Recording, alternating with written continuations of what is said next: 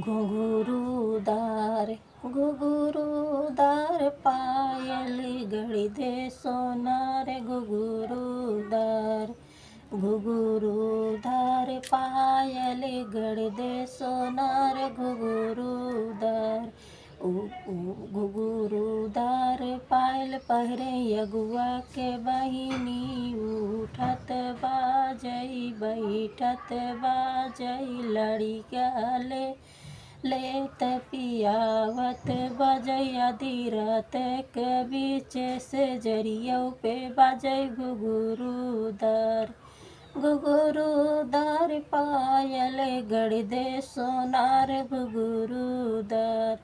ऊ पायल पहिरई समधी के बुआ उठत बाजई बैठत बाजई लड़िका लेत पियावत बजई आधी रात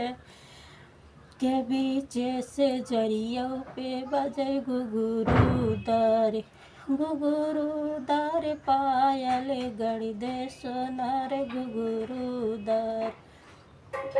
ऊ पायल पहिरई दुल्हे के बहिनी उठत बाजई बैठत बाजई लड़िका लेत पियावत बजई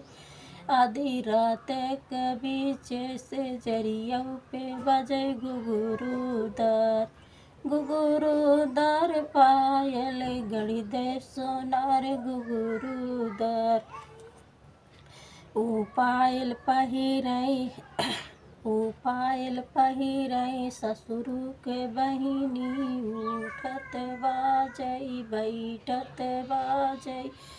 आधी रात लड़िका लेत पियावत बजई आधी रात के बीच से जरियों पे बजई घुंघरूदार